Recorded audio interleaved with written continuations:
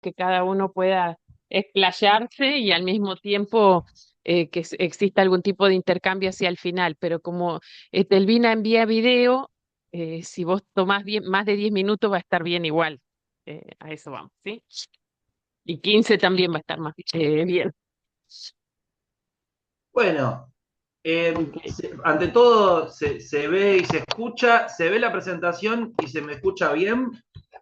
Ambas cosas, perfecto. Bueno, entonces me presento. Mi nombre es Agustín Eduardo Wiskiewicz. Buen día para todos, para todas. Es un gusto eh, estar en este encuentro. Y soy de Avellaneda, provincia de Buenos Aires. Soy docente de nivel medio y superior, profesor de historia. Y bueno, me dedico de manera independiente a realizar investigaciones sobre particularmente el cementerio de mi municipio, de mi localidad, que es Avellaneda, el cual encuentro casi como una cantera inagotable de proyectos que voy realizando y que realmente me dan grandes satisfacciones. Uno piensa en un cementerio como un lugar de dolor y de tristeza, pero si bien el cementerio de Avellaneda a mí me genera eso por cuestiones familiares, también me ha dado muchas satisfacciones. Yo he trabajado distintas puntas de investigación dentro del cementerio y he realizado algunas publicaciones de manera independiente, sin ningún financiamiento institucional. Eh, He hecho dos publicaciones, una que es Catalina y el cementerio de Avellaneda, la historia de la sepultura más antigua del cementerio, y Molnar, héroe del ascenso, héroe de la vida, que en realidad es la historia de un encargado de limpieza y mantenimiento del cementerio de Avellaneda, el cual a la vez fue un notable futbolista en la década del 70 y 80 y llegó a jugar con nada más y nada menos que Diego Armando Maradona. Y actualmente estoy trabajando sobre otro descubrimiento dentro del cementerio que tiene que ver con la primera esgrimista recibida en la Academia Nacional de Nápoles que llegó a la Argentina a divulgar la esgrima femenina, Melina Vita de Guardavasio, cuyo panteón está totalmente abandonado en el cementerio, pero gracias a un bronce con la información de algunas líneas de su vida logré reconstruir muchísimo sobre su biografía. De hecho, tuvo gran presencia mediática ya por los años 20 y después terminó siendo profesora de esgrima en Racing Club de Avellaneda.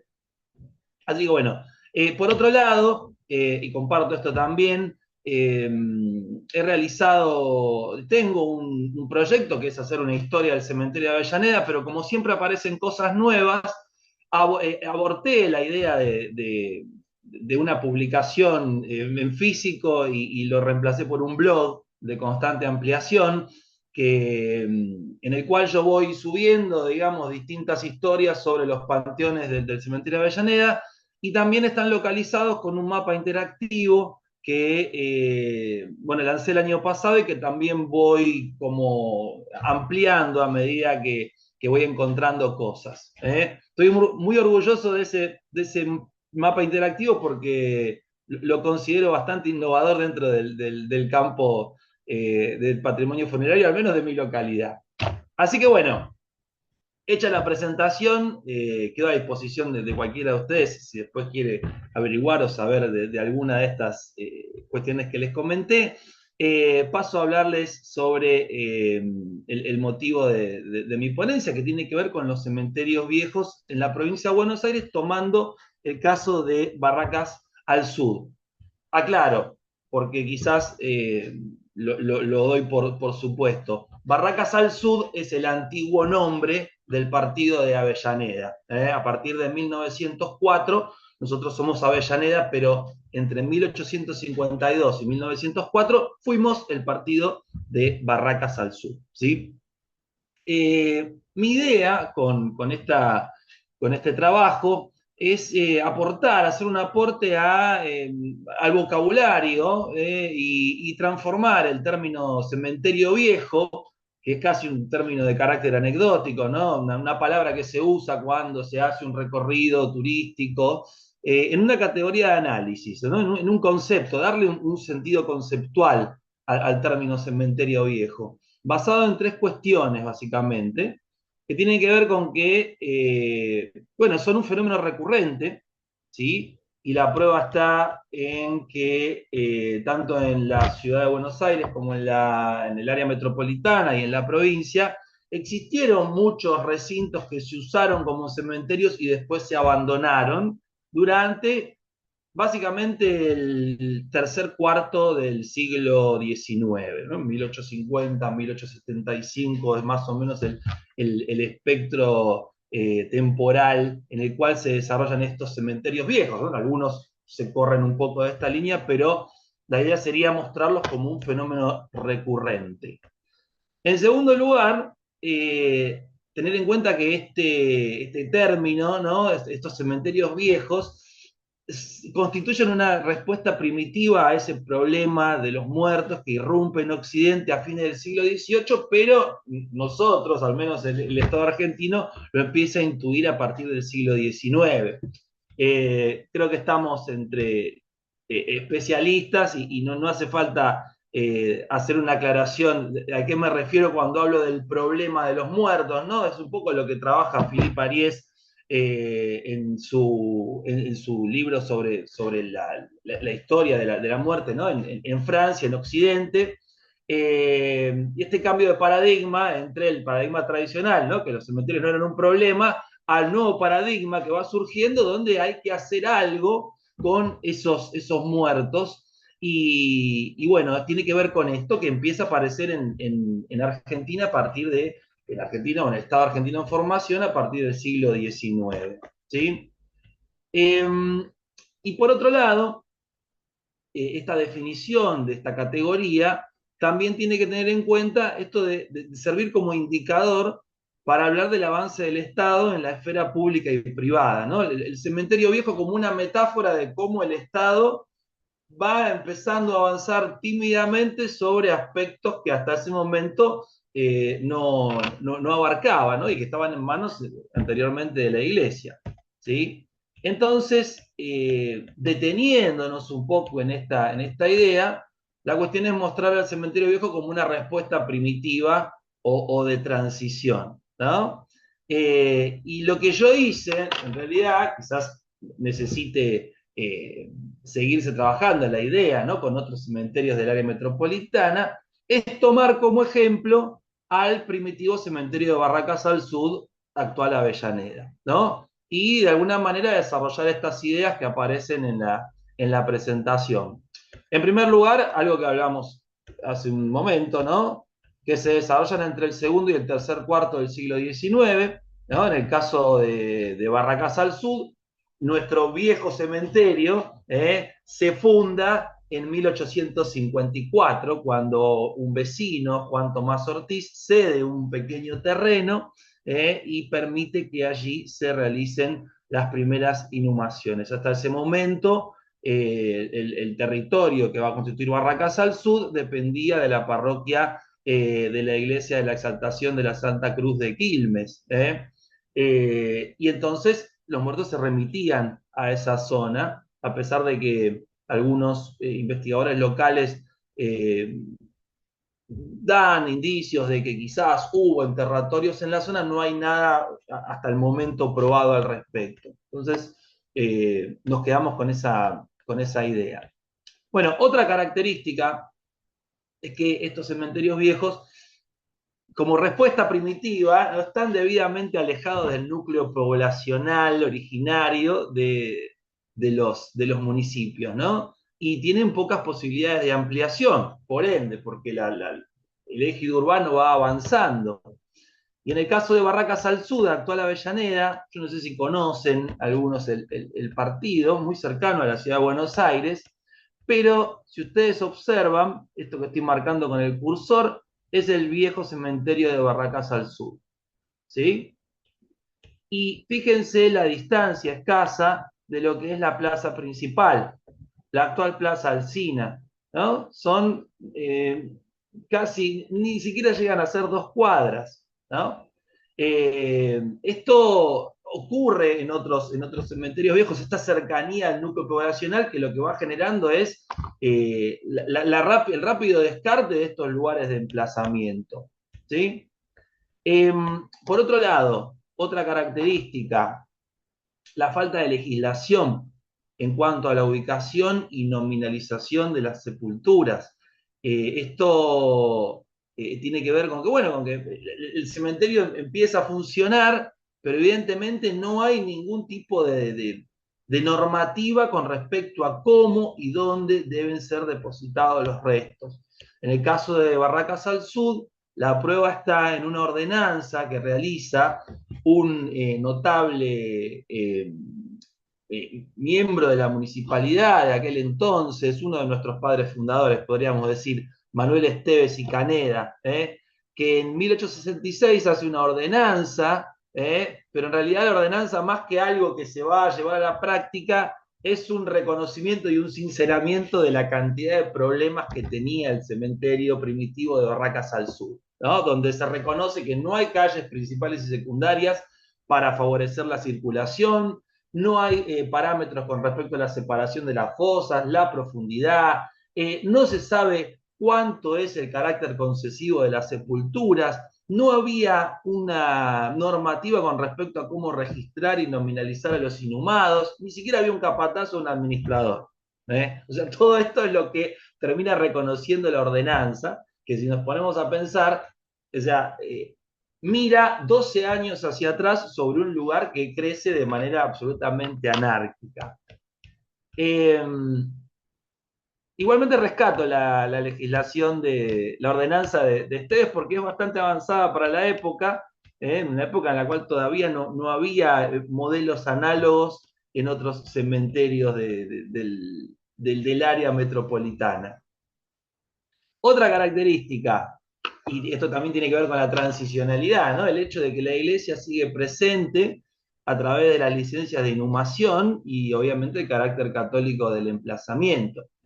Pero esto de las licencias de inhumación es muy notable porque en 1857 el Estado de Buenos Aires es el que le obliga a las iglesias, ¿no? A las parroquias, la de llevar el registro de los muertos, y como mostrando esta cuestión de colaboración aún entre la iglesia y el Estado, como que todavía no está la separación totalmente dada.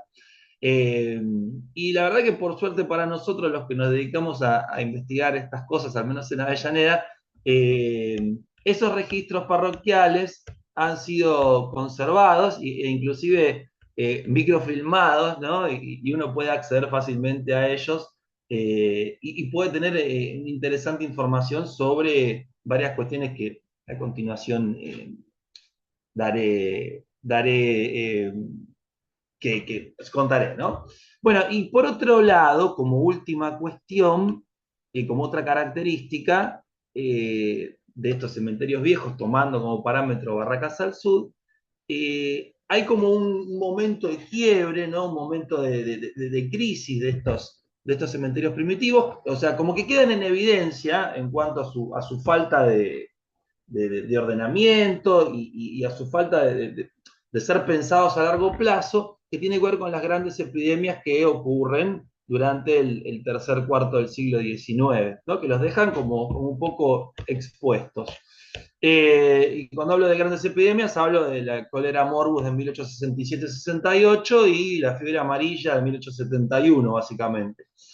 Que el cementerio de Barracas al Sur acusa el impacto de ambas. En la de cólera morbus, del 67-68, se produce una clausura parcial del cementerio viejo y después se rehabilita provisoriamente. Pero con la epidemia de fiebre amarilla del 71 se produce la estocada final, digamos, a la idea de que este cementerio viejo siga funcionando. Finalmente, el cementerio de Avellaneda, o de Barracas al Sur, mejor dicho, para esos momentos, se va a mudar a una zona mucho más lejana, en lo que es la localidad de Villa Domínico, donde en ese momento no había urbanización, hoy sí, pero bueno, es el lugar que ocupa hasta el día de hoy el cementerio de Avellaneda, es el actual emplazamiento, que se inicia en 1876. Para terminar un poquito esta idea de mi trabajo, de mi ponencia, entonces, recordar este punteado, ¿no? Y la idea bueno, de que el cementerio viejo, entonces, muestra un poquito, o es una metáfora de este estado en formación que va dando mediante estos pasos de aciertos y errores, va avanzando sobre esta esfera tan importante de la vida privada que es la muerte, ¿no? Así que, bueno, para terminar, quería también comentar que los cementerios viejos ofrecen una información muy importante, no solamente en números absolutos y estadísticos para poder ver cómo es el impacto de las grandes epidemias, sino también gracias al buen tino de los párrocos que se dedicaban a anotar las causas de los fallecimientos, permiten también inferir sobre las principales causas de mortalidad y bueno, el trabajo también tiene esto como un anexo, ¿no? Podemos observar como causas de mortalidad específicamente las enfermedades infecciosas, cólera morbus, tuberculosis, viruela y fiebre amarilla, con estos picos que tienen en estos momentos de epidemia. Y algo que me parece muy significativo y tiene que ver con la gran mortalidad infantil, ¿no? Y en el primer año de vida, y haciendo números, el tétanos neonatal, ¿no? Y tomar el tétanos neonatal como una causa de fallecimiento muy importante, de hecho el 50% de los menores y el 25% del total de fallecidos entre 1859 y el 76, tiene que ver con este flagelo que tenía que ver básicamente con la falta de, de higiene, ¿no? En el momento del parto y ese momento en el cual se cortaba el cordón umbilical o sea, de manera no deseada se terminaba afectando al niño, ¿no? Que mediante convulsiones y mediante fiebre y la trabazón de la mandíbula, bueno, fallecía al poco tiempo. El famoso mal de los 7 días, que se le decía también, como aparece anotado en los registros parroquiales. Así que bueno, no sé si me pasé un poco con el tiempo, pero básicamente eso sería lo que tenía ganas de decir. Sé que quizás siempre es mejor lo que uno escribe que lo que uno transmite, ¿no? Oralmente, pero bueno, espero que se haya entendido un poco la idea de mi ponencia en esta reunión.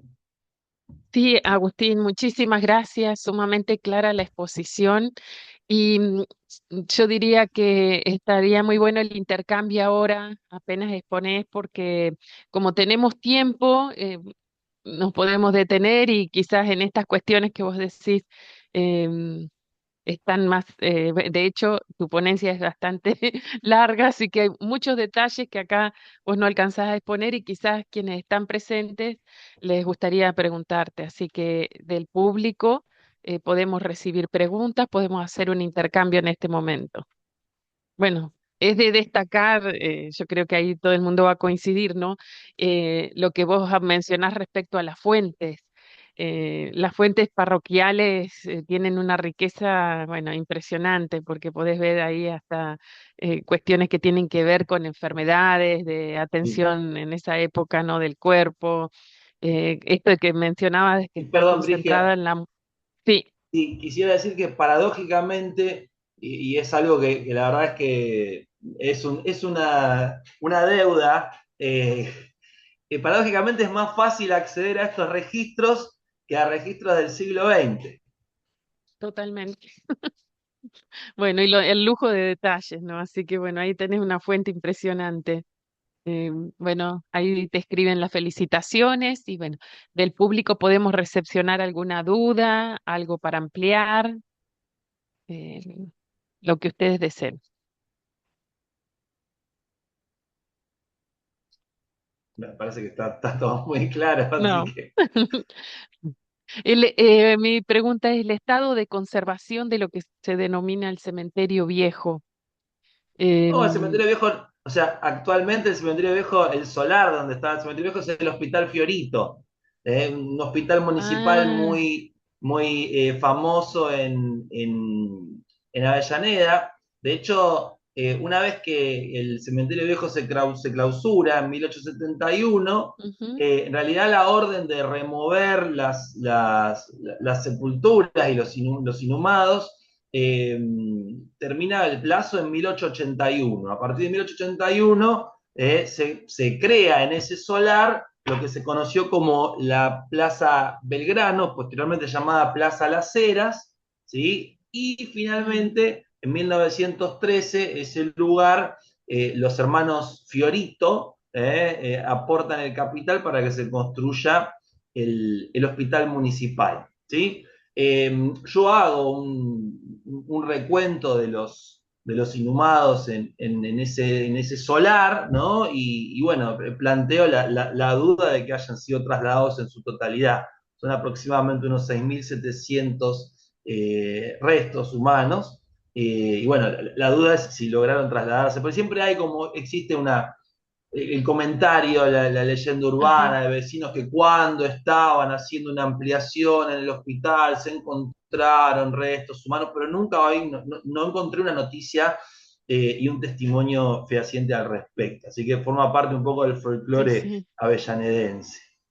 Claro, bueno, muy interesante, ahí todos coincidimos, muy minucioso el trabajo y sería también muy importante que lo puedas publicar porque son esos espacios, digamos, que si no va a quedar acá circunscripto, digamos, a la presentación y ojalá por ahí después si aparece esta instancia te vamos a comunicar, pero sería interesante dar a conocer tu investigación Sí, en porque realidad yo les comento básicamente, sí.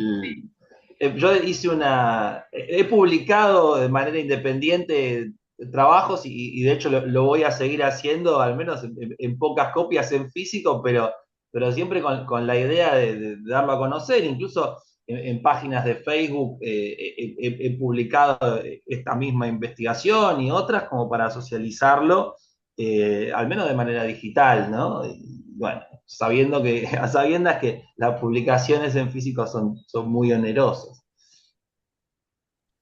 Bueno, Una muchísimas pequeña gracias. colaboración. Puede Sí, llegar a ser que esas leyendas urbanas, que aparecen huesos debajo de la construcción del Fiorito, tengan algo, no digo todo, pero algo de veracidad. ¿Por qué? Bueno, Porque lo que ocurre al producirse el traslado de un cementerio al otro cementerio son cosas que se reiteran en general. Los últimos familiares, digamos, las instituciones encargadas de los cementerios, repiten y repiten las convocatorias para que retiren el cuerpo o lo trasladen al nuevo cementerio, bueno, hasta que ya no responden más, ¿no? Entonces el Estado municipal, esto es lo que nos ha pasado a nosotros de alguna manera, el Estado municipal se hace cargo de lo que puede, ¿no? Y en el traslado es probable que algunos, ahí está entrando Ana Clara Picolamba, es probable que algunos de sí. esos cuerpos no hayan podido ser o estaban, por esto de la falta de reglamentación, estaban muy profundos, no se detectaron y hayan permanecido allí. Acá en nuestro caso, en el traslado de los enterramientos del cementerio norte, que ya no existe, al oeste, ha ocurrido esto, es decir, estaban tan profundos, el mar socavaba debajo y termina llevándose o algunos pocos monumentos o algunos pocos huesos hacia la playa, ¿no? Que después los caminantes, los trotadores van encontrando de manera circunstancial y son huesos muy antiguos. Entonces es probable que algo de eso haya ocurrido, habría que ver cuánto. Acá lo sabemos porque es el mar el que va socavando el cerro y entonces van aflorando los huesos. No sé de qué manera, bueno, a partir de la construcción, evidentemente, ¿no? Cuando pasan las máquinas estas que levantan tierra para poder seguir construyendo. Así que puede llegar a ser que tenga algo de realidad. Obviamente, si vieron el cadáver caminando, esto no es real, no es real, pero sí quizás la, la aparición de ciertos huesos, o ciertos restos de vestimenta y esas cosas pueden llegar a estar detrás de todo eso. Me llama la atención lo cercano que estaba del núcleo de gobierno. Este, Tremendo. sí, sí, me llama la atención. Si lo pienso ahora, esa calle Mitre es la avenida Mitre hoy. Claro, Avenida Mitre, Avenida del General Mitre se llamaba originalmente. Avenida que se hizo en homenaje al General Mitre en vida, ¿eh? O sea, no después, sino en vida del General Mitre, ya en 1860, cuando Mitre era presidente, se hizo la Avenida General Mitre en su homenaje. Y sí, sí, sí, a escasísimas 2 cuadras de lo que es la Plaza Alsina, la plaza principal de la ciudad de Avellaneda, cabecera del partido, ¿no? Sí, sí, Básicamente. sí. Sí, bueno, en mi adolescencia yo vivía en Remedios de Escalada, así que Ujú. muy lejos no me quedaba, en colectivo 10 minutos, pero bueno, o más, 15. Pero me parecía, esa es la Mitre, la avenida. Bueno, Sí, sí, sí. qué decisión, pero bueno, quizás en un pueblo que se consideraba chico y que en Es ese que, momento y que quizás claro. no Perdón, previó la Cristina, dimensión de lo que iba a tomar. es que es uno de los puntos, ¿no? De esta idea de pensar el cementerio viejo como algo que no se piensa demasiado, o sea, se resuelve de manera pragmática, ¿no? Aprovechando una donación de un vecino, ¿no? Y bueno, emplazándolo en eso sin pensar en el largo plazo lo que pudiese llegar a pasar. Está. Sí, sí, ha primado la inmediatez. Pero bueno, ahí está. Pensemos en Recoleta, ¿no? También, o sea, si Ahí uno piensa el también, crecimiento de también, la ciudad, incluso, bueno, eh, Aries habla de esto que ya se desarrolla en París, que rápidamente Père Lachaise y los otros cementerios que se van creando, o sea, se evidencia que están muy cerca del núcleo poblacional. Entonces hay planes de llevarlos cada vez más lejos, que después no se terminan sí, desarrollando, porque cambia un poco el paradigma miasmático, ¿no? Y el hecho de tener miedo de que los cementerios sean foco de enfermedades, ahí se salvan. ah, bueno, Bueno, muchísimas gracias, Agustín. A Ahí ustedes. llegó Anet y podríamos pasar en el medio el video para seguir el orden, ¿no? Em, una de las ponentes no dale, trato podía de ver llegar, si, entonces, si puedo pasarlo y sí, lo puse en boca, a ver qué sale, porque es a transmitir, ver qué sale. a ver qué sale. Ahí está. Es el video que nos envió Etelvina Tesio, que se denomina Mensajeras de Duelo. Así que lo mandó solo al correo del Jornada, por eso es que menos mal estaba Cristina acá con Bueno, nosotros que ahí podemos voy, ingresar al no sé lo correo. que va a salir, ¿eh? Bueno, bueno, cruzamos dedos.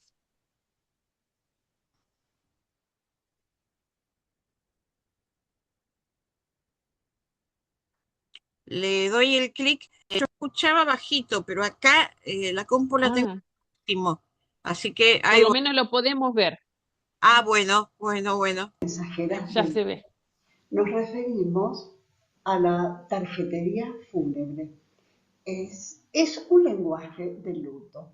Es un género que no fue muy abordado con detalles, pero estaba muy arraigado y lo trataremos en una dimensión casi centenaria. Es un acervo más del arte funerario, eh, en la tarjetería fúnebre. Para ubicarnos, diremos en esta introducción que eran aquellas informaciones que mandaban los deudos ante la muerte de un ser querido a los familiares y amigos para comunicarles el deceso, para invitarlos a participar de un funeral, para agradecerles porque los acompañaron en ese momento tan triste, o bien para dejarles un recuerdo del mismo. Ahora, ubiquémonos en qué tiempo se hace la investigación. Desde el los años 20 hasta los años 80 del siglo XX, porque al llegar a los años 80 desaparece esta modalidad por completo.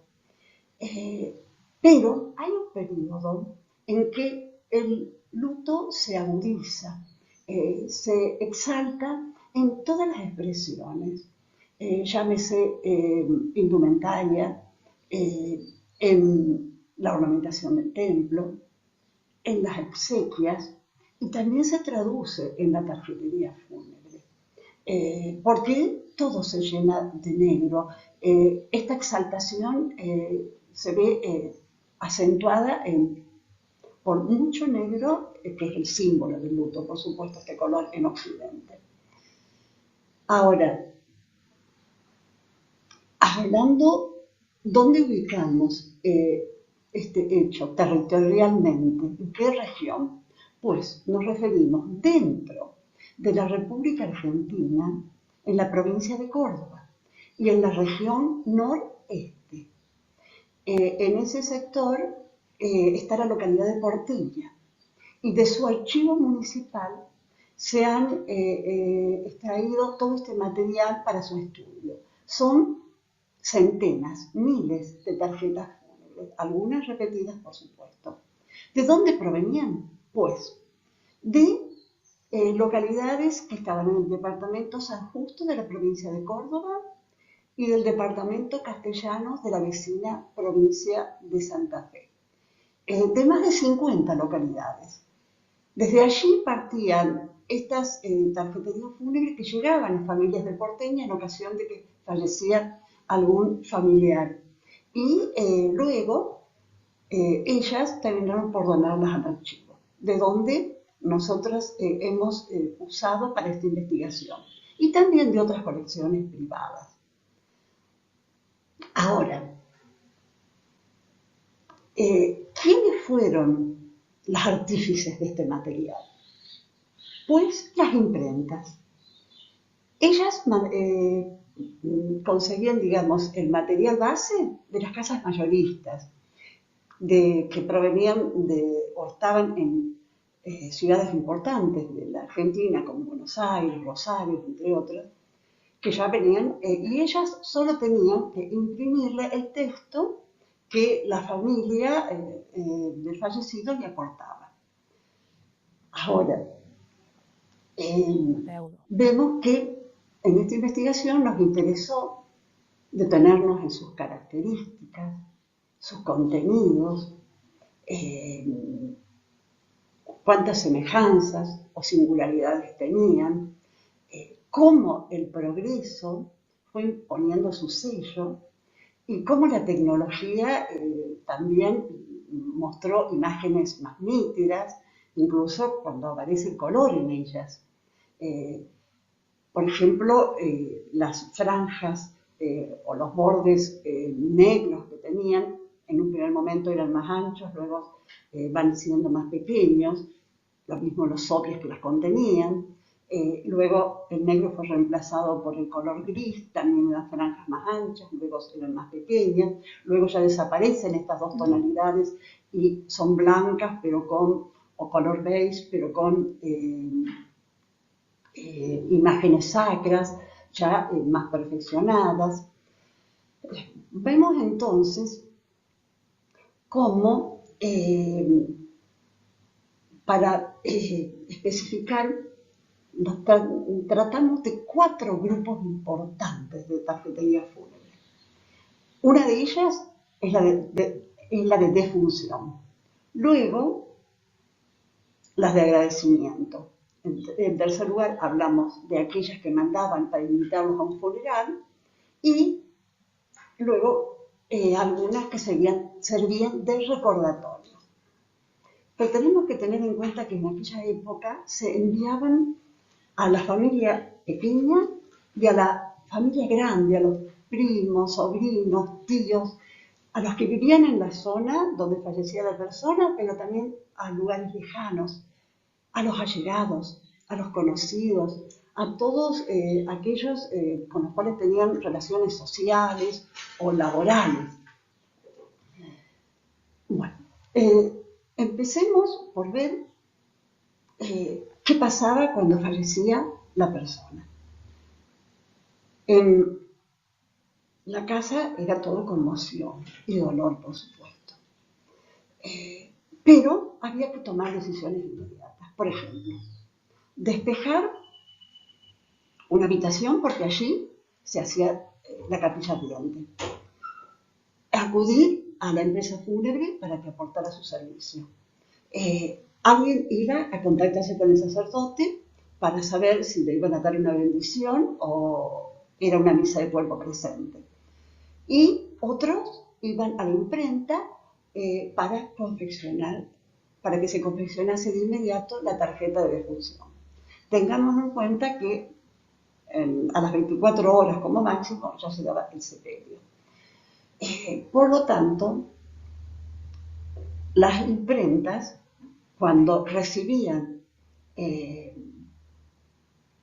la información de que alguien había fallecido, se ponían inmediatamente, se abocaban a ese trabajo. Demoraba más o menos unas 2 horas y se encargaban desde 400 hasta 1000, si era una persona muy destacada de la localidad. Ahora, tengamos en cuenta que, primeramente, la vía oral era la comunicación más rápida, pero también estaba el teléfono, o bien la radio o los diarios. Pero este medio de comunicación, el escrito, que era encargado por los deudos y que se hacía en gran cantidad, fue el medio más usado por décadas. Entonces nos vamos a detener ahora a hablar de la tarjeta de defunción.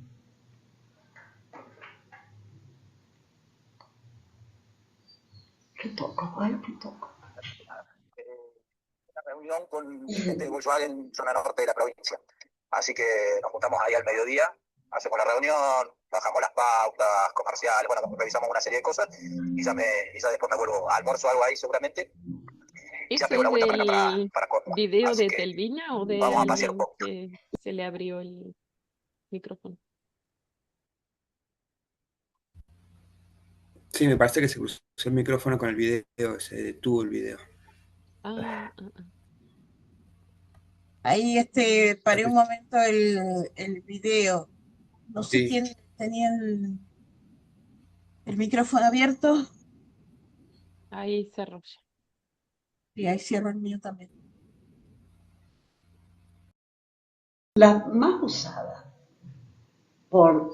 en todo el periodo de que estamos hablando, desde los años 20 hasta los años 80, que desapareció esa costumbre, fue la rectangular.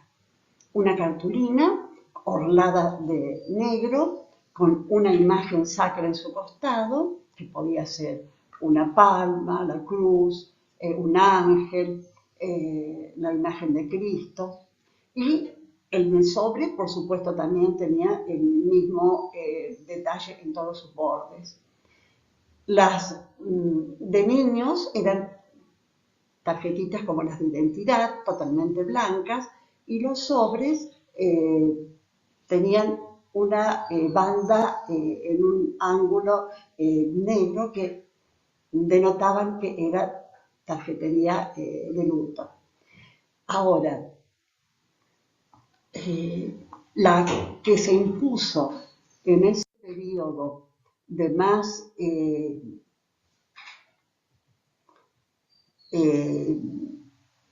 vigor del luto fue la amplia, totalmente cubierta de negro, que mostramos en un primer lugar y que poseía distintos pliegues en sentido vertical y horizontal y terminaba como si fuera un sobre con una solapa. Pero luego ya fueron siendo más simples, aunque el texto siguió siendo el mismo. ¿Qué se colocaba en la parte superior? El nombre del fallecido. A continuación, la fecha que se dio y la edad. La sigla que en paz descanse. Luego, confortado con los auxilios de la Santa Religión y bendición papal. Y luego venía toda la nómina de los familiares que invitaban, los acompañaron al sepelio y que especificando dónde se daría sepultura, en qué cementerio, a qué hora, previo paso por el templo. Luego, en la postdata de la misma tarjeta, se especificaba el domicilio donde se daba la velación y la hora del Santo Rosario de la noche. Y si tenían un agregado más, no enviar flores, entonces podían especificar a qué entidad de bien público se podía hacer una donación en su nombre, o bien se podía encargar una misa por el eterno descanso de esa persona fallecida. Ahora, en la misma sala velatoria, la empresa fúnebre colocaba un soporte donde había, aparte de tarjetas de defunción para aquellos que venían desde las distancias y que no las habían recibido, porque tengamos en cuenta que en la localidad se repartían con premura en bicicleta, y si el fallecido era del campo, pues salían en coches con esa carga fúnebre a repartir, o si tenía relaciones en el campo, con esta carga fúnebre a repartirlas también. Entonces, en ese soporte que estaba en la sala velatoria, había unas tarjetas en blanco con una lapicera y los que acudían ponían su nombre y su domicilio. Y luego las empresas fúnebres procedían a hacer las tarjetas de agradecimiento. Que eran muy simples, como las de identidad. Las primeras tenían un poco más grande el borde negro, las otras muy pequeñas, el escrito era muy simple. La familia se citaba el nombre del fallecido íntimamente agradecida. Hacia los años 50 apareció, para cumplir con esta función, la estampita colorida. Primero eran pequeñas y luego ya más grandes. Eso es en cuanto al segundo tipo de tarjetería. Ahora vamos al tercero. Nos referimos a los funerales. La familia ya tenía más tiempo, acudía a la imprenta y para encargar la tarjeta de funerales. ¿Cuál fue la típica? Una cartulina quebrada por la mitad, como un tipo libro. Fue el modelo que más se vio. En la parte de la tapa había una imagen sacra. Podía ser el corazón de Jesús, Cristo, una cruz, una tumba, porque las misas se hacían al mes, a los 3 meses, a los 6 meses y al aniversario. Eran muchos los funerales y se mandaban las invitaciones para todos ellos. Incluso los últimos, ya cuando ya pasaban del año, se incluían en la misma tarjeta más de un familiar fallecido. En la parte, en la contratapa, digamos, de este pequeño libro, que tenía solo 2 hojas, estaba el listado de los familiares que invitaban al funeral, estableciendo qué parroquia, qué día, qué horario y, por supuesto, de dónde partía, de qué localidad. Y en la parte interna se observa en una de las caras la foto cliché o foto pegada del fallecido.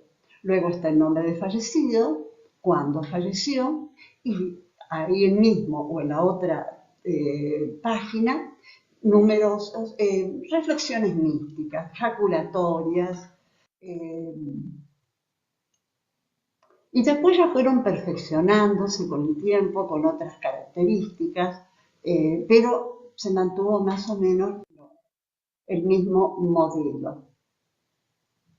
Ya fueron quitándole el color negro en sus bordes, se modernizaron más.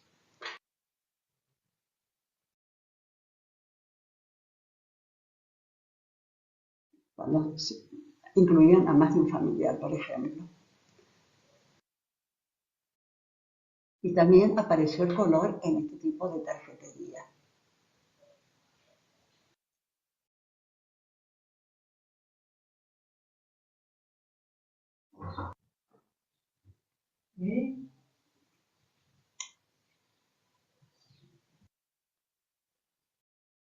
Ahora, en los funerales se repartían otro tipo de tarjetas para que tuvieran como recuerdo del fallecido, los llamados recordatorios. No había un modelo determinado, podía ser un estampo como la de agradecimientos o bien podía ser un tipo libro como de los funerales. Se optaba por cualquiera de ellos y se repartían en el mismo funeral o bien se mandaban también vía postal.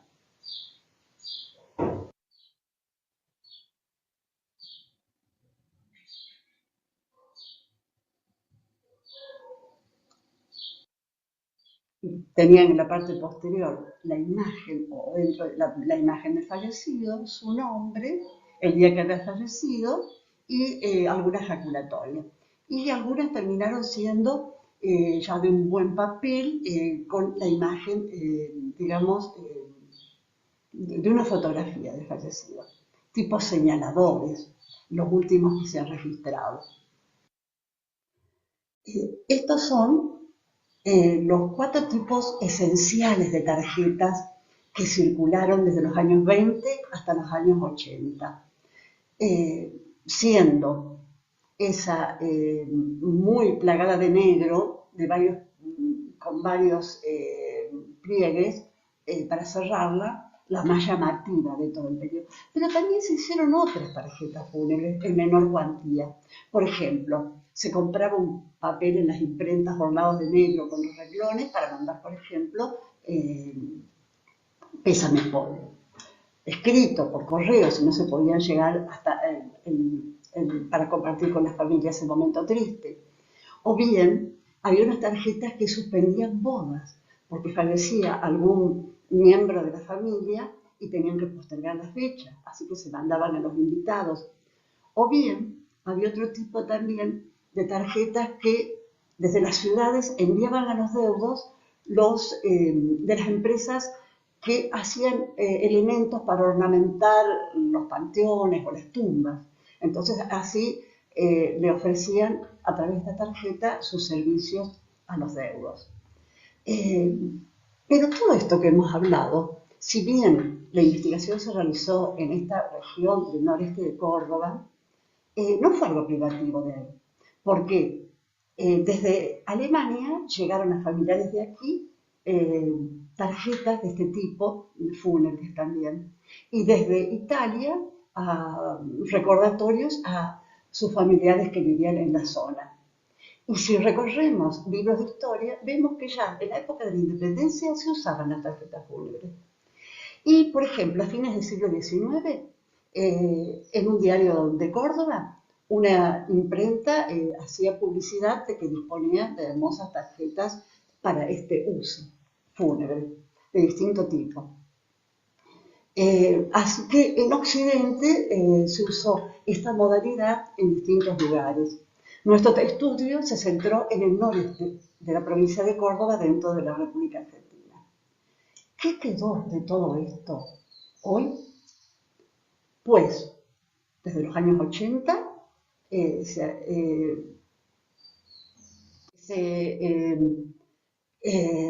se dejó de imprimir, pero las imprentas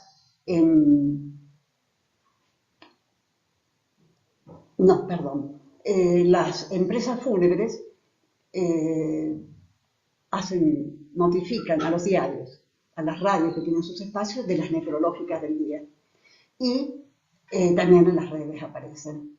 Y con respecto a los funerales, ya no existe más el funeral personal, pero sí en las misas de sábado y domingo, dentro de todas las intenciones que se ponen, están las rogativas por los difuntos. Y es una larga lista donde los familiares piden por el alma de sus fallecidos.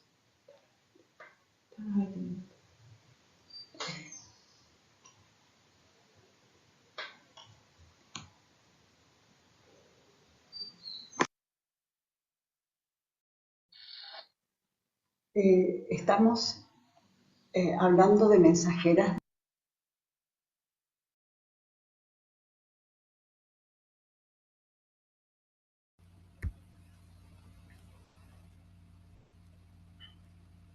Creo que quedó trabado, ¿no? Porque me parece que ella se estaba despidiendo.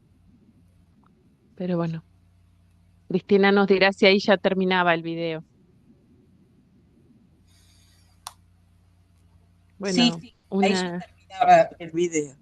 Así que no, no. perfecto, gracias, Ah, gracias Cristina. Bueno, una pena que Telvina no puede estar con nosotros, ¿no? Porque es todo un Sí, mundo bastante desconocido, ¿no? Y que sí. en realidad poder seguirlo a través del tiempo, bueno, igual yo le escribo por correo y si ustedes tienen alguna duda, alguna cuestión, la pueden escribir y la hago llegar, ¿sí? Pero bueno, el intercambio lo vamos a hacer con ella por correo electrónico. Así fue quedando.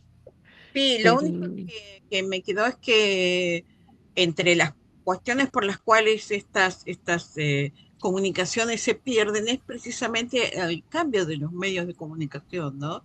Y a la Totalmente. evolución de los servicios funerarios. Porque para hacer Ujú. esa tarjetería uno contaba con, digamos, un cierto tiempo antes de, quizás no muchos días, muy pocos días, pero las imprentas estaban como muy preparadas para hacer esto rápidamente, porque había que enviarla, Sí, es todo un procedimiento que llevaba tiempo, ¿no? totalmente.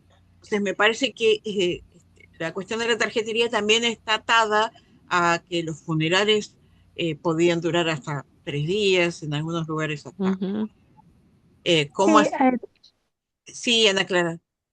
perdón, habría que ponerlo por épocas. Por ahí las imprentas, yo vengo de una familia de imprenteros, ya tenía la tipografía armada para esto, era algo preestablecido. Como dijo la señora, también se extendía a la familia amplia, que se le decían los deudos. Supóngase que ya murió el patriarca, invitaba a la viuda y todos sus deudos, que eran los hijos, hijas, yernos y nuera. Generalmente no todo el mundo tenía la bendición papal, sin los auxilios de la Santa Religión, que era el viático y la extremaunción, pero obtener la bendición papal era algo que muy pocos podían tener, que mandaran un familiar a Roma, que ellos mismos podrían ir a Roma para tener. Y por teléfono era muy difícil en la década del 20 y del 30, ya que no todo el mundo tenía teléfono, estaba la avisadora. Las imágenes más comunes, ya posteriormente, como mostró la señora, era la Mater Dolorosa y el Cristo Doliente. Nada más que eso. Les cuento cómo me hice estas colecciones, mandando un aviso por la radio, porque las familias tiran estas cosas. Y me Sí. hice una colección enorme gracias a todas las familias del pueblo que me han donado, todas las que, muchas repetidas, pero me hice una colección muy grande. Muchas gracias. Bueno, gracias Ana Clara. Bueno, gracias a vos. Sí, sí. Sí, Bueno, en Uruguay la tarjetería era exactamente la misma, mm. y también fue hasta la década de 1980. Sin embargo, en España yo vi que por lo menos hasta el año 2000 esa costumbre se mantuvo. ajá, muy Eh, buen dato. hablo desde España. En España se mantuvo hasta el año, hasta finales del siglo XX y hoy en día sigue quedando en algunas familias en la zona de Cataluña. De Ajá, hecho, todavía se siguen recibiendo, pero no los 4 tipos, sino la tarjeta recordatorio que se entrega en el funeral y que se envía a la familia, a los más conocidos. Es de la única zona donde sé que se sigue haciendo. No de forma mayoritaria, pero todavía se sigue haciendo. Pero la tipología y todo lo que han contado es prácticamente igual. bueno. Muchas gracias, María Sol. Bien, podemos pasar a la tercer ponencia si nos queda tiempo como para poder dialogar, ¿sí? Ahí vamos con Cristian. Bueno, justo estaba hablando Ana Clara Ana Clara Lambert va a presentar Santa María la Mayor, Mi Casa para la Eternidad, Ritos Exequiales del Papa Francisco, Ciudad del Vaticano 2025. Ana Clara, es todo tuyo el espacio para que presentes tu ponencia, por favor.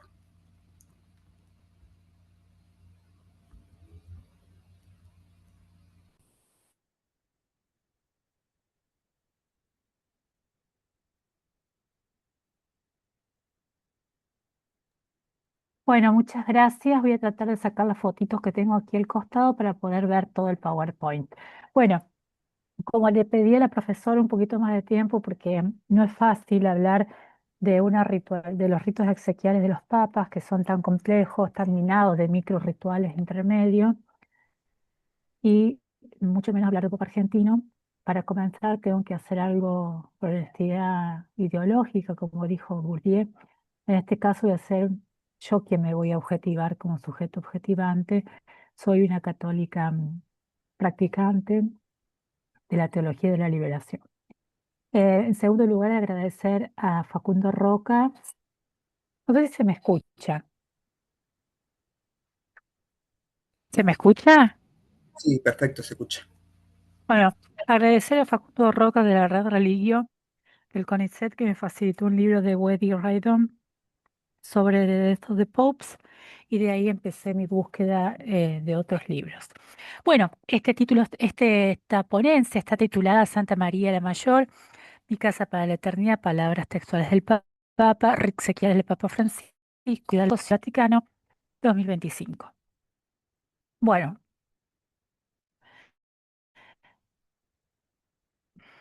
no pasa. Ahí está bien. En el objeto de estudios, el fallecimiento del Papa Francisco ha generado una convulsión a nivel intraiglesia y en todo el mundo, especialmente en la Argentina, país natal del obispo de Roma. El hecho de sus exequias no solo es un suceso litúrgico, sino ideológico, geopolítico, donde se encontraron distintos mandatarios del mundo. Los funerales del Papa Francisco revisten una particular característica, que es a la vez jefe de Estado de la Ciudad del Vaticano y sumo pontífice de la Iglesia Católica, calidad que se asemeja a los regímenes teocráticos de Medio Oriente, como es el caso de Irán, Afganistán y Mauritania. Los objetivos del estudio fueron analizar la serie de ritos exequiales del Papa Francisco como funeral de Estado y como funeral religioso. El primero es hacer una mínima descripción de los ritos exequiales establecidos en el Ordo Exequiarum Romanis Pontificis y posteriormente por la reforma de la Constitución Apostólica en 1998 por el Papa Juan Pablo II. En segundo lugar, rever aspectos significativos sobre la vida de Jorge Mario Bergoglio en Argentina y en su pontificado. En tercer lugar, analizar la serie de ritos que componen las reformadas exequias del Papa Francisco. Por una cuestión de tiempo, el segundo objetivo no lo vamos a desarrollar. Bueno, en cuanto a los antecedentes directos, vamos a decir la verdad, es muy poco, muy poquito lo que he escrito sobre los ritos exequiales de los papas. Como les dije, este libro de Weddy Redon, de Death of the Popes, un pequeño artículo sobre las exequias del Papa Benedicto XVI, titulado Funerales del Papa Benedicto XVI, de Adolfo Luca, y un libro de un italiano que lo conseguí en inglés, de Agostino Pravicini Bagliani, de Post Body. También un libro de otro italiano que no recuerdo el nombre en este momento, creo que es Bertelli, que es de, mm, de Saint Peters, se llama. También trabajaremos con la prensa online, los documentos emanados de la página oficial del Vaticano, como la bibliografía oficial, bulas, encíclicas, cartas apostólicas, la dictiotípica, testamento del Papa, el discurso de los cardenales en diciembre del 2014, como el catecismo de la Iglesia Católica, que eso es el libro. También nos hemos valido en la prensa internacional, como el periódico oficial del Vaticano, el Observatorio Romano y demás prensa. Las categorías analíticas, bueno, por supuesto, va en Genet para hablar de los ritos de paso, algunos ritos de legitimación a la institución de Pierre Bourdieu, algunos aportes de Moulion, y hemos tomado de Balandier para hablar cómo el poder se significa y la significación del poder en cuanto a los ritos exequiales como funerales de Estado. La hipótesis en cuanto a nuestra hipótesis, pensamos que en este sentido, que nos aclara Moulian, como nombré antes, cobran significado las reformas hechas por el Papa Francisco en el ritual de las exequias de los papas, en virtud de redefinir la presentación de la muerte y de la función del sumo pontífice, como cristiano humilde y servidor, como pastor de su rebaño y no como un pontifex maximus o como monarca absoluto del Estado del Vaticano. Francisco supo al afianzar los lazos con su rebaño, la Grey Católica, replanteando los vínculos de un papa, que lejos de ser una autoridad infalible, Francisco hacía notar su humanidad pidiendo repetitivamente que recen por él. Todo esto quedó plasmado en la redefinición de los ritos exequiales del Papa Francisco. Bueno, hablar un poquito del dogma de fe de la muerte católica, el concepto de muerte. Para los católicos, la muerte entra como desobediencia del hombre a Dios. Dios no había pensado el pecado, no había pensado la muerte, pero gracias a la redención de Jesucristo, la muerte se convierte en una virtud porque es solamente el final de la vida terrena y el comienzo de la verdadera vida. No quiero alargarme mucho en esto, pero está todo expresado en el catecismo y está también todo expresado en el nuevo ritual de exequias que se compuso después del Concilio Vaticano II, donde la hincapié se hace en la resurrección, en el estar con Cristo y ya no tanto en el temor al infierno como era antes del Concilio Vaticano. Los ritos exequiales antiguos. El Ordo Exequiarum Romani Pontifici fue establecido por un obispo, Pierre Email, en el siglo XIV y fueron creados para la muerte del Papa Urbano V en 1370. Este ordo establece tres momentos de las exequias papales. Y los tres momentos significativos son en la capilla privada del Papa, la Basílica de San Pedro y la cripta de la Basílica. Desde finales del siglo XVI hasta principios del XX, 24 horas después de la muerte del Papa, su cuerpo era lavado con agua de rosas, embalsamado, y su corazón y sus vísceras eran extraídos y llevados a la iglesia de San Vicente, San Atanasio, en Roma, por los capellari secreti, quienes nos depositaban en las tinajas de barro tras los muros. Antiguamente, en cuanto a la vestimenta del Papa, los penitenciarios eran los encargados de esta tarea. Lo hacían con atuendos sagrados, en su mayoría de color carmesí, símbolo papal y color de los mártires, con sandalias blancas, cinturón, el cíngulo. Luego seguía el fanon, la estola blanca, la túnica corta, el manípulo, la dalmática, los guantes blancos, la casulla roja, carmesí y el palio como vestía San Pedro. Luego se le colocaba la mitra, símbolo del poder pontificio, sin perlas ni oro. Y en la tradición religiosa católica, un fanon es una vestimenta originalmente de una pieza de tela que el Papa usaba durante las misas papales solemnes. Para seguir con los ritos exequiales, podríamos decir que este ordo antiguo establece tres grandes momentos, como yo les dije. Estos momentos tuvieron muy poca variación dentro de los siglos de la Iglesia, pero es recién en el siglo XX cuando empiezan a unificarse.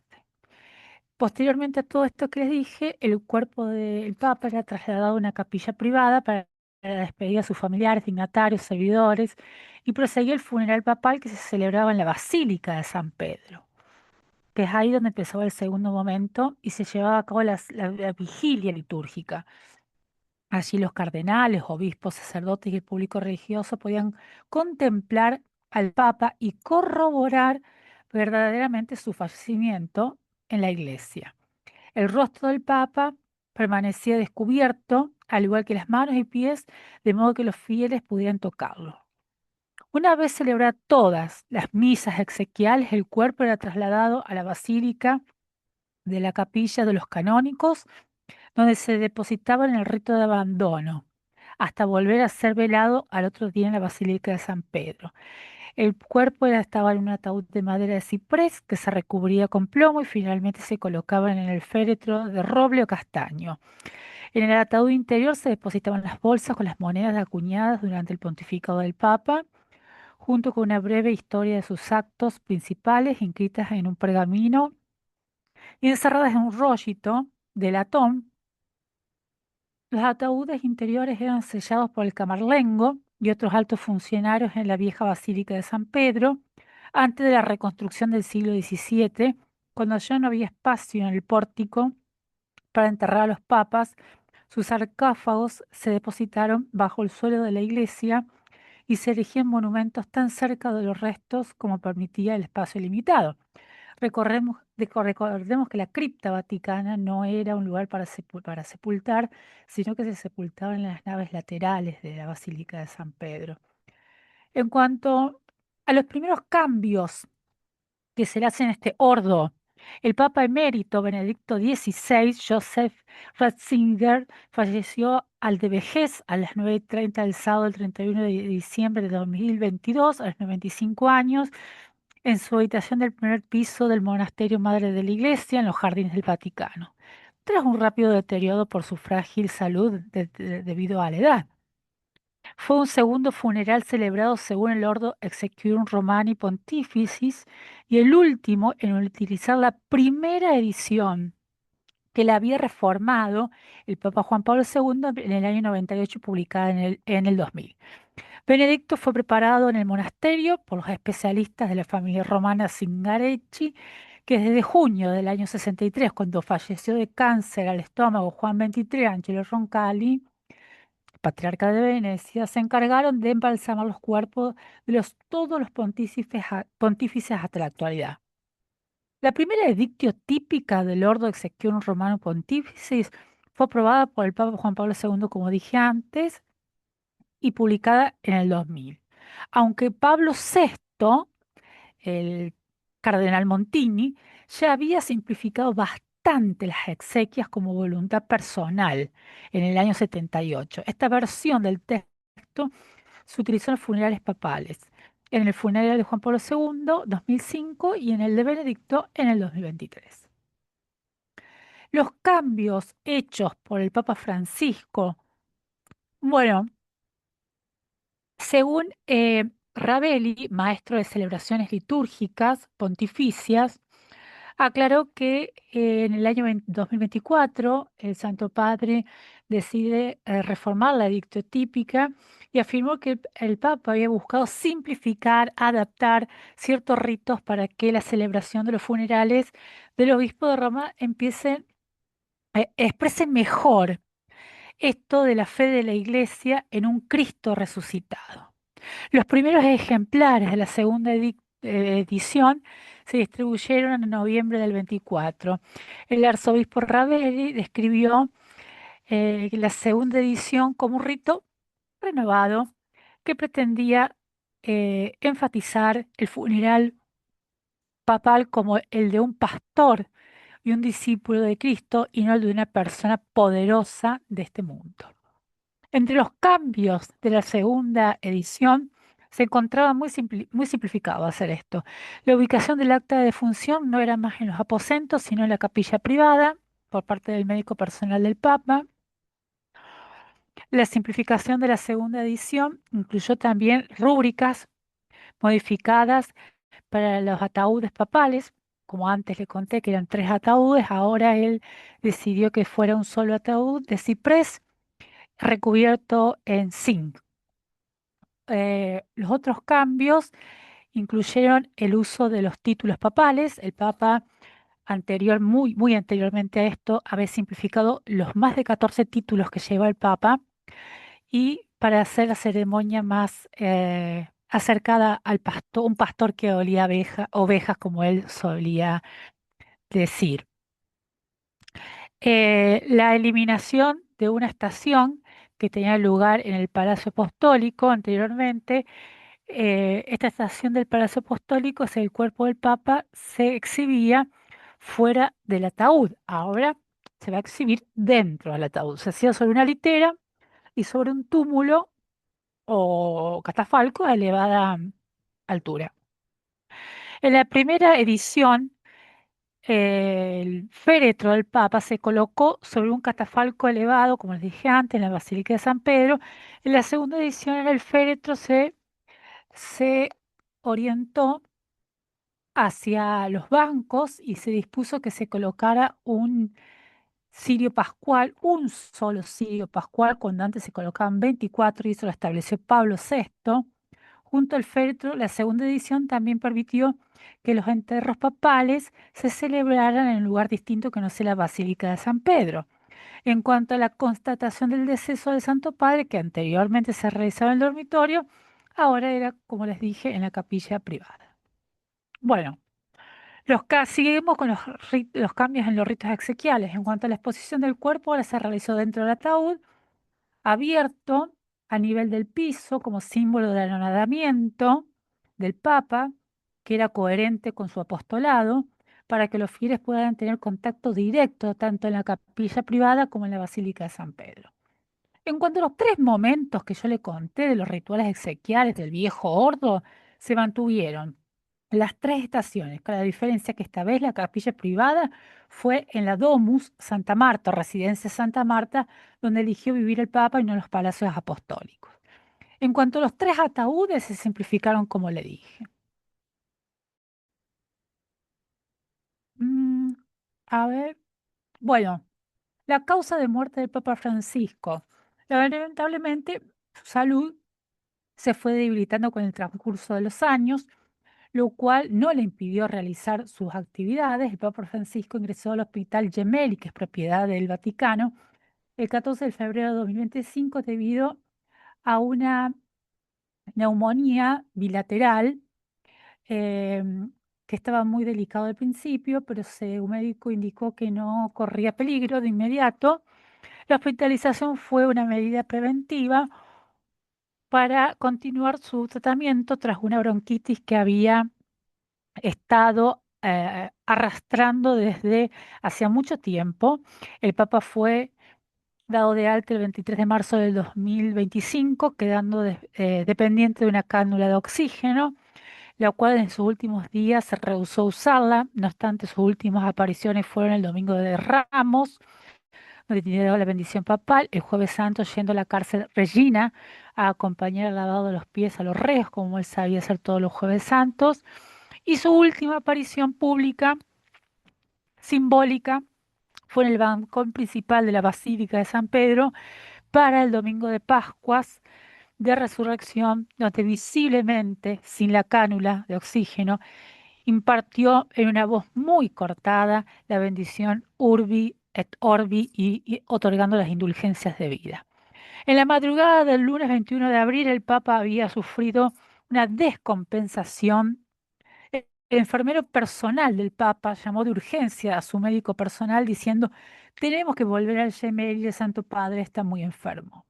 El doctor Andrea Arcangeli, que era su médico personal, se presentó 20 minutos después en Santa Marta y encontró a Francisco con los ojos abiertos, que no tenía evidentemente problemas respiratorios, pero ya no respondía a ningún estímulo y mucho menos a los dolorosos.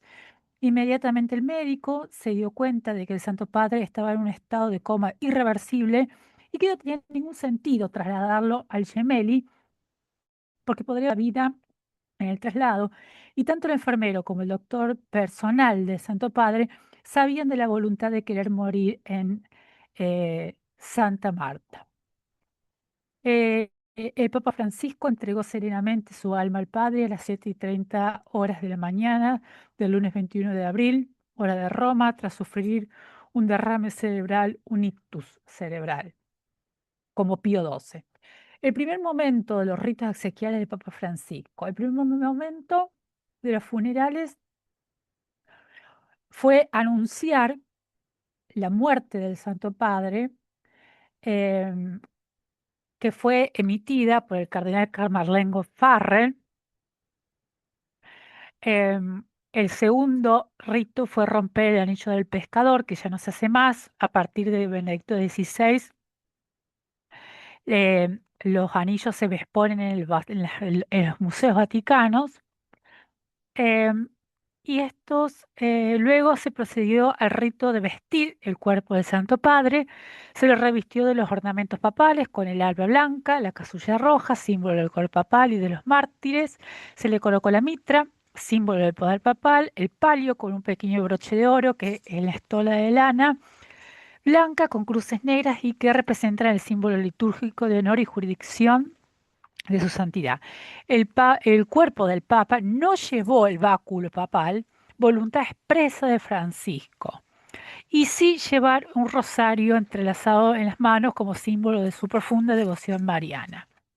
Luego procedió otro rito dentro del primer momento, que es la aplicación del procedimiento de sigilo, que es una antigua tradición vaticana que es sellar la cámara apostólica.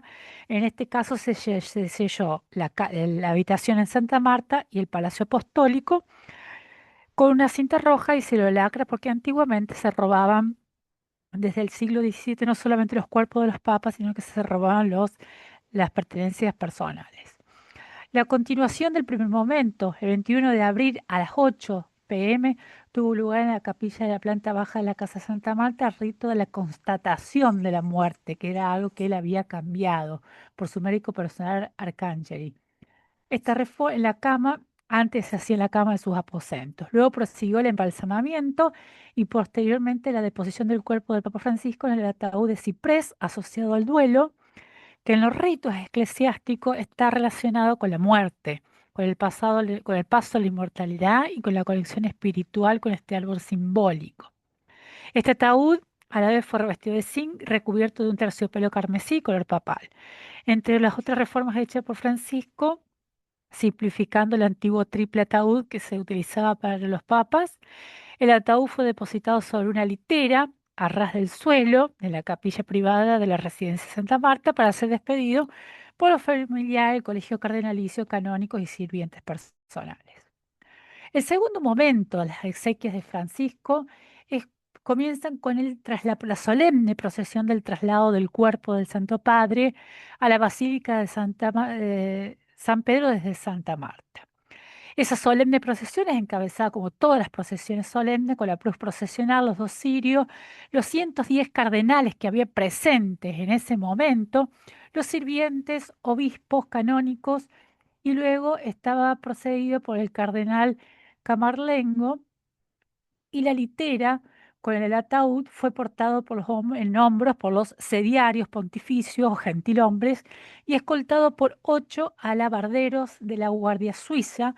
Mientras se llevaba a cabo la solemne procesión de traslado, sonaban las campanas que repicaban el toque de los muertos para dar inicio a esta procesión. Durante la procesión se cantaron en latín los siguientes salmos: el 22, el Señor es mi pastor; el 115, no a nosotros, Señor, no a nosotros; el Salmo 114, cuando Israel salió de Egipto; luego el 50, el Dios fuerte, el Señor hablando. Posteriormente el ataúd entró de cabezas a la basílica mientras se cantaba en latín las tradicionales letanías de los santos, invocando para el descanso del Santo Padre.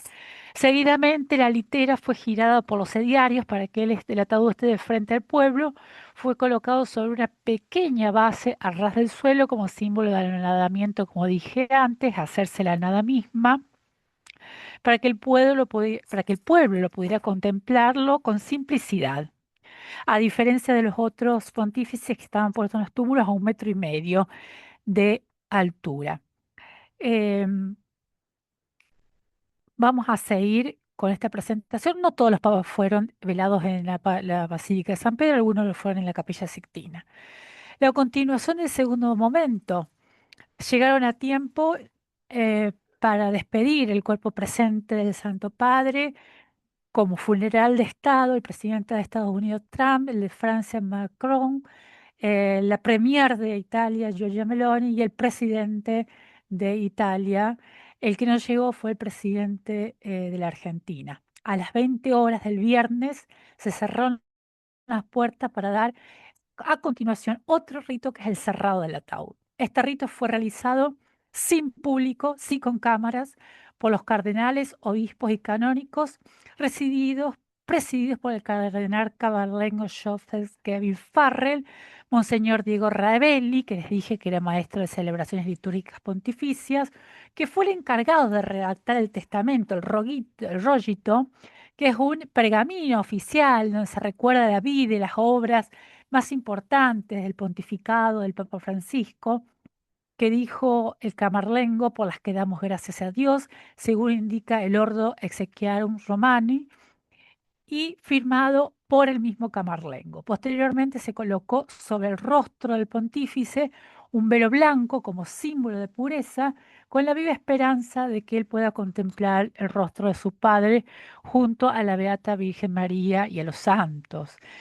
El encargado de colocar este velo fue Monseñor Ravelli, mientras se rezaba la siguiente oración, que no la voy a desarrollar por una cuestión de tiempo. Se aspersió el cuerpo del Santo Padre con el agua bendita, rito que se había realizado ya en la capilla privada de la residencia Santa Marta, con el objetivo de señalar los años que duró el pontificado. También se colocaron no solamente este rollito que estaba lacrado, encintado en color rojo, las 12 monedas de los 12 años del pontificado en cobre, oro y bronce, y también se le colocaron algunas reliquias personales dentro del Papa. Después se procedió a cerrar la tapa de zinc, que fue soldada, lacrada, y después se le colocó la tapa de madera que tenía solamente una cruz grabada. En el segundo momento, el sábado 26 de abril, a las 8 de la mañana, tuvo lugar la misa de Requiem en la Plaza San Pedro, en donde se manifiesta aquí el carácter de funeral de Estado. Se dieron cita los mandatarios de los 160 países. El primer lugar lo ocupó el presidente de la Argentina, Javier Milei, y su comitiva, la premier de Italia, Giorgia Meloni, junto al presidente de la República de Italia, Sergio Mattarella, y sus majestades católicas, los reyes de España y Holanda, y demás monarquías y demás mandatarios de los otros países. Al otro lado del baldaquino, que se ubicó en la Plaza San Pedro, se ubicaron los cardenales, obispos y los pobres y los desclasados de Francisco. También participaron todos los patriarcas católicos de rito oriental, además de los patriarcas ortodoxos. Ignacio Aperén II de la Iglesia Ortodoxa Siríaca, su santidad Carequín II, patriarca de todos los armenios, y su santidad Aram I, patriarca de la Gran Casa de Cilicia, símbolo del ecumenismo predicado tanto por el difunto Papa. El altar se montó bajo este baldaquino, el ataúd del Santo Padre fue colocado al frente del altar con la Biblia abierta, símbolo del mensajero de la palabra de Dios. La imagen de estilo bizantino de María Salus Populis Romani, que de él era muy devota, estuvo presente en la misa y posteriormente fue trasladada a Santa María la Mayor. La misa exequial fue celebrada por el cardenal decano del Colegio Cardenalicio, Giovanni Battista Re, que dio una homilía muy hermosa que está en el trabajo y que ustedes la van a poder leer. Y el tercer momento, para ya finalizar estos tres momentos que marca el Ordo, que según el testamento de Francisco firmó el 21 de junio del 2022, pidió que sus restos fueran depositados en la Basílica de Santa María la Mayor, santuario mariano, a la que he acudido, dice el Papa en su testamento en oración, al inicio y al final de cada viaje apostólico para confiar mi intención a la Madre Inmaculada y agradecerle sus dóciles y maternales cuidados, siempre con una ofrenda de rosas blancas. Escribió el fallecido pontífice respecto a la ubicación del cajón. Especificó que sea preparado en el nicho situado Sforza de dicha basílica papal, y los restos mortales de Francisco fueron trasladados en pompa fúnebre con el Papa móvil blanco, otro símbolo que quiso dejar Francisco,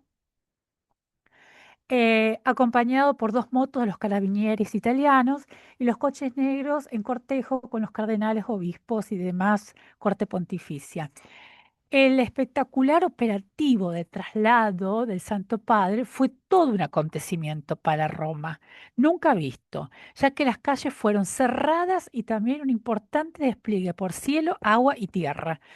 Los fieles, agolpados tras el paso del cortejo fúnebre, dieron un colorido y especial color al traslado que pasó por lugares emblemáticos de Roma como el Coliseo. Entre otros pocos minutos, el cortejo llegó muy rápidamente a Santa María la Mayor. Un grupo de niños depositaron en el altar de la Virgen un arreglo floral blanco, como lo solía hacer Francisco. El ataúd fue recibido por expresa voluntad del Papa, por los migrantes, por los pobres, los reos y miembros de la comunidad LGTB. El cuerpo fue dirigido en solemne procesión con la cruz procesional, los dos cirios, los canónicos dominicos de la basílica, los cardenales y obispos, mientras se cantaban en latín salmos, jaculatoria y el Regina Coeli, que corresponde al tiempo pascual. El cortejo se detuvo frente a la imagen de la Madonna, Salus Populi Romani, en señal de respeto y devoción que tenía el Papa, y continuó para ser depositado en el sepulcro como fue su voluntad. El ataúd del Papa Francisco fue colocado en tierra, recubierto con un mármol blanco, con una leyenda simple que dice Franciscus.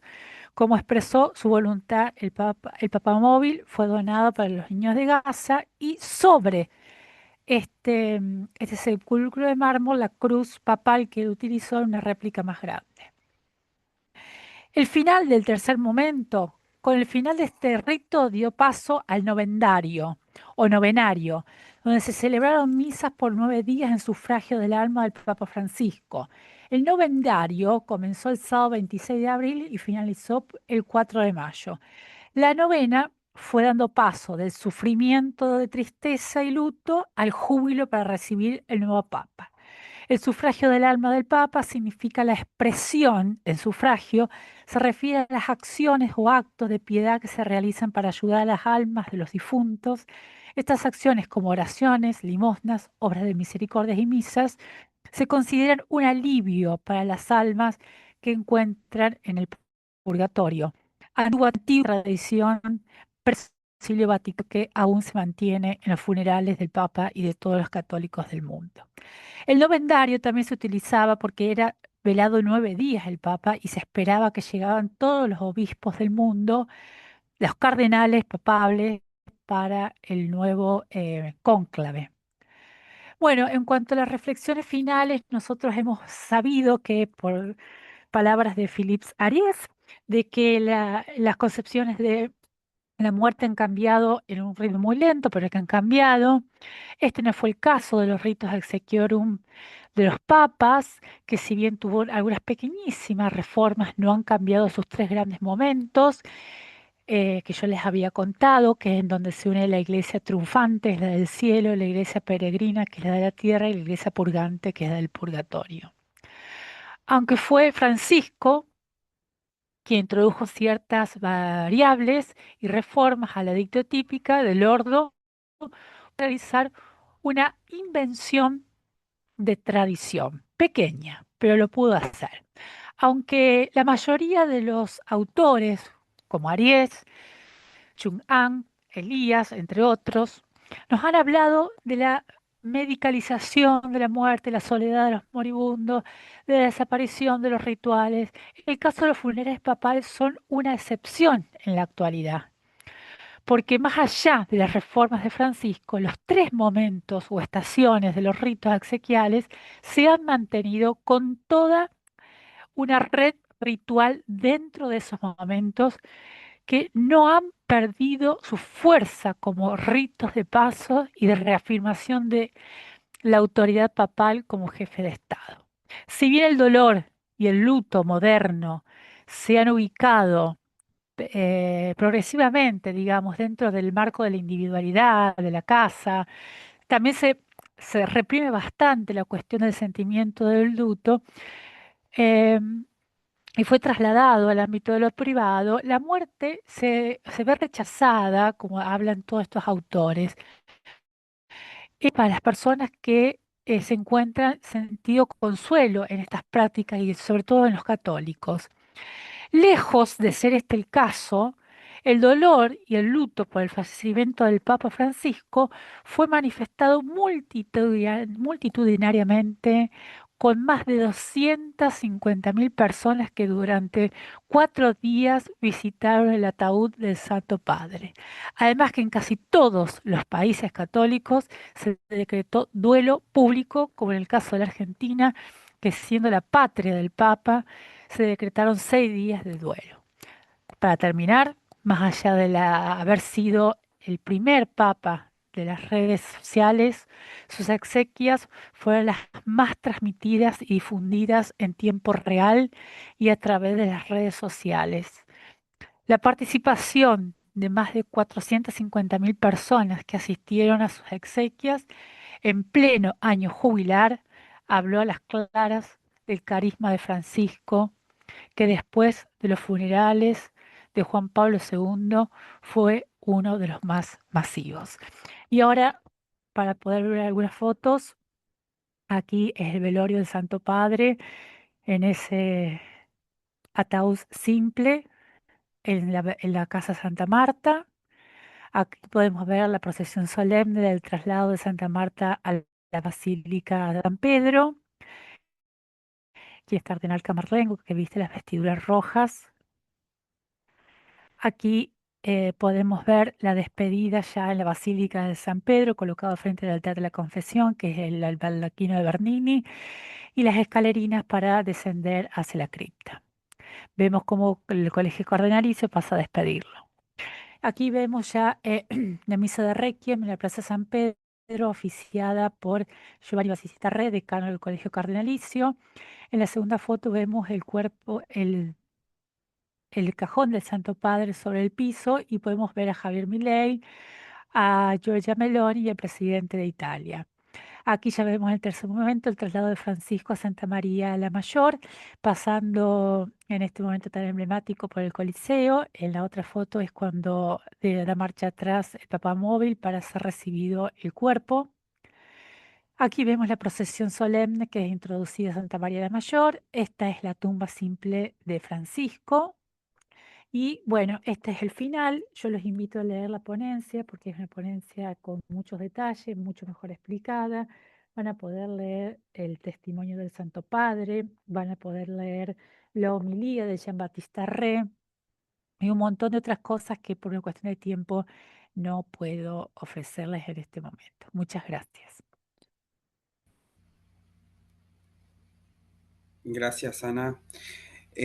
Yo antes de dar paso a las intervenciones de alguien que quiera hacer preguntas o alguna indicación, quiero agradecer tu ponencia y este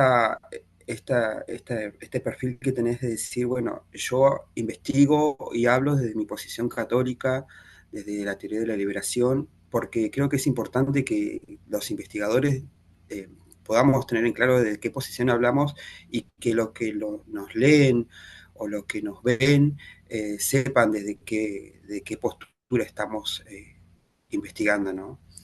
Creo que es parte de nuestro deber como investigadores. Así que gracias por tu trabajo. Gracias a usted.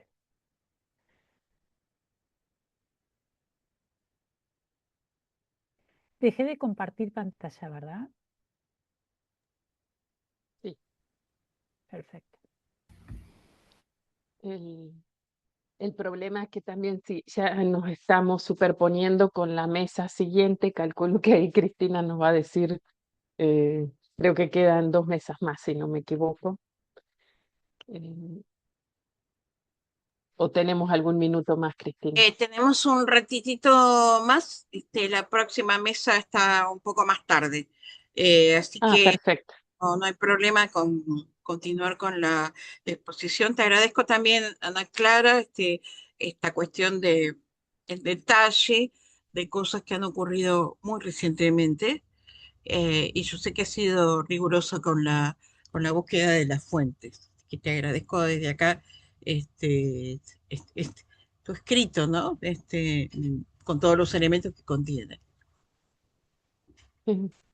Gracias. Un trabajo sumamente acelerado, ¿no? Porque no Sí. tuvo tiempo y me imagino que corrió. Bueno, Cristina me tuvo que aguantar mi ímpetu, porque se lo iba comunicando en tiempo real. Yo le decía a Cristina, estoy haciendo trabajo de campo a través de la televisión porque vi la RAI, la transmisión, con la gran diferencia de que tenemos, las transmisiones em, de madrugada que hace la RAI, leía el Observatorio Romano, me trataba de informar en el momento, ¿no? Fue todo un trabajo muy, no por acelerado dejó de ser profundo, porque tenemos la suerte de que tenemos casi todas las fuentes disponibles en la página oficial del Vaticano. Todo lo que ustedes piensen está ahí, más allá de que uno cuenta con casi muchos documentos personales en su biblioteca. Bueno, agradecerles y los invito a leer porque es mucho más riguroso y más profundo. Sobre todo hablar de un papa que pisó tierra y no pisó tanto el mármol. Los dejo con eso. Sí. Muy interesante también cuando vos comenzás y decís, es un rito, pero compuesto por muchos ritos. Y cada una de esas partes, ¿no? Y bueno, creo que ahí te agradecemos porque trabajaste en profundidad cada una de esas partes de un rito mayor. Y no es sencillo poder reconstruir con los cambios que se fueron dando, porque por más que se trate de ritos, en este caso, este Papa evidentemente introdujo una serie de modificaciones que algunas se venían dando, pero imagino que dentro de lo que sería el dogma, digamos, modificar no debe ser sencillo y aceptado inmediatamente, pero bueno, tengo entendido que por lo que vos decís se respetó cada uno de sus pedidos, ¿no? Claro, porque en última instancia, ¿quién tiene la autoridad de interpretar el testamento del Papa? Es el Colegio Cardenalicio, y el decano, Jean Baptiste Rey, lo hicieron al pie de la letra. También hay muchas cosas por decir. El Papa en el año 2014 le habla al Colegio Cardenalicio de las 15 malatías, las 15 enfermedades que tenía el Colegio Cardenalicio, del Alzheimer espiritual. Los acusó de tantas cosas y quitó a los romanos, a los italianos, de la curia romana, que venían monopolizándola durante muchísimos años, siglos tal vez, y que cada uno tenía su negocito, su kiosquito para hacer sus trabajitos. El Papa lo que hizo fue poder nombrar más de 90 cardenales y renovar de por completo el colegio cardenalicio y ordenar las cuentas del Vaticano que le asumen en pleno problema del Batilix. No por esto, el Papa Francisco, ni ninguno de los papas van a ser progresistas porque la Iglesia no lo es y los papas tampoco. Simplemente lo que hizo Francisco fue poner en práctica el Evangelio. Todos los diarios, ni bien murió el Papa, titularon A morto il Papa degli ultimi, el Papa de los últimos. Los privilegiados de Cristo fueron los últimos. Él puso en práctica los evangelios, los documentos del Concilio Vaticano II, que con mucha resistencia nunca se quisieron poner en práctica. Solamente eso. Muchas gracias, Annette. Muchísimas gracias. Bueno, Cristian, ¿te parece que vamos cerrando la mesa para ser respetuoso del horario con el resto de los ponentes? Por correo haremos llegar el agradecimiento y lo que compartimos acá a Cecia. Y bueno, para cada uno de quienes nos acompañó y también nos trajo su investigación, Anet, acá creo que ahí está todavía, sí, Agustín, les agradecemos. Y a la tarde nos encontramos con unas líneas para compartir con el resto de los coordinadores de mesa. Quiero decir antes de que termine la mesa que estaremos enviando los certificados, tanto a coordinadores como asistentes, como expositores. Trataremos de hacerlo en el fin de semana, pero no lo garantizo. Si no, irán llegando durante la semana que viene. Sí. Ningún problema, Cristina. Bueno, muchísimas gracias y suerte con el resto de las mesas que quedan. Chau, chau. Gracias.